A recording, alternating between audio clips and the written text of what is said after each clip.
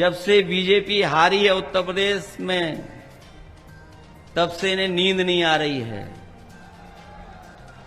जब ये करवट बदलते हैं तो कभी यूपी याद आ जाती है, यूपी की हार याद आ जाती है, और जब दूसरी करवट सोने की कोशिश बीजेपी करते हैं बीजेपी वाले, तो उन्हें अयोध्या याद आ जाती है।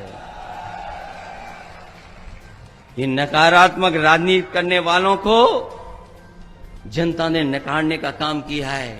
इसलिए संविधान हमारी ढाल है, संविधान हमें सुरक्षा देता है, संविधान हमारी शक्ति है, और संविधान हमारा रक्षा कवच भी है, और संविधान हमारा पीडीए का प्रकाश स्तंभ बनकर के हमें उस रास्ते पे चलने का आह्वान करता है। इसलिए पीडीए पॉजिटिव पॉलिटिक्स है, पीडीए जोड़ने वाली पॉलिटिक्स है। पीडीए हमारे लोगों को, जो गरीब तबके के लोग हैं, उनको आगे बढ़ाने की ताकत है, उनको जोड़ करके आगे चलने की ताकत है। और बताओ, बिजली मीटर लगा करके कितनी महंगी हो गई है। ये जानते हो कितनी बिजली का बिल देना पड़ रहा है? बिजली का बिल महंगा हो गया, उसका जवाब नहीं है उनके पास। और आज जब मैं आपके बीच में आया हूं, ये जो लाठी चलाने रही है सरकार, याद रखना लाठी चलाने वालों, ये जो लाठी आप चला रहे हो, ये जैसी सेवा आप कर रहे हो वैसी सेवा आपको भी कभी कभी मिलेगी। अभी इलाहाबाद में सुना है लाठी चल रही है, वहां पर यूपी पीएससी वाले नौजवान छात्र जब अपनी मांग को लेकर के गए, उनको लाठी मार दी। लाठी मार करके दबाना चाहते हैं, और इसलिए दबाना चाहते हैं, इनके पास कोई नहीं बचा, अधिकारियों के अलावा कोई इनके पास नहीं है, जनता तो है ही नहीं। और अगर जनता इनके साथ होती तो क्या बताओ, बीजेपी के नेता को अपनी वेशभूषा बदलनी पड़ती क्या? अगर इनके पास वोट होता तो बताओ, इन्हें वेशभूषा बदलनी पड़ती क्या? सुना है वेशभूषा बदल करके वोट मांग रहे हैं। वीडियो देखे मैंने, करीब से नहीं देखा है, मैंने तो तस्वीर देखी है। सुना है कि वो बदल गए कुछ पहनावे में।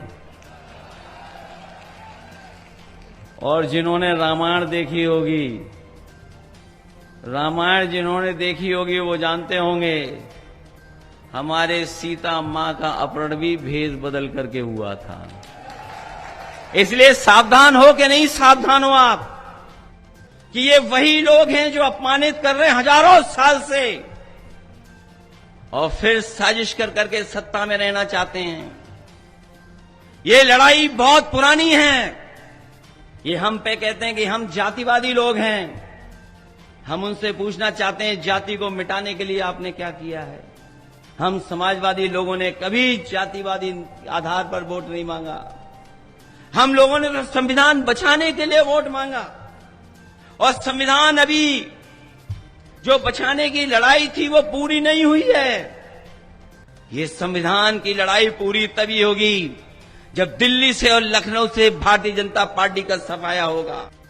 मैं यही कहता था कि जहां से बीजेपी आई है वहीं से बीजेपी जाएगी। अगर यूपी से बीजेपी आई है तो यूपी से ही बीजेपी का सफाया होगा।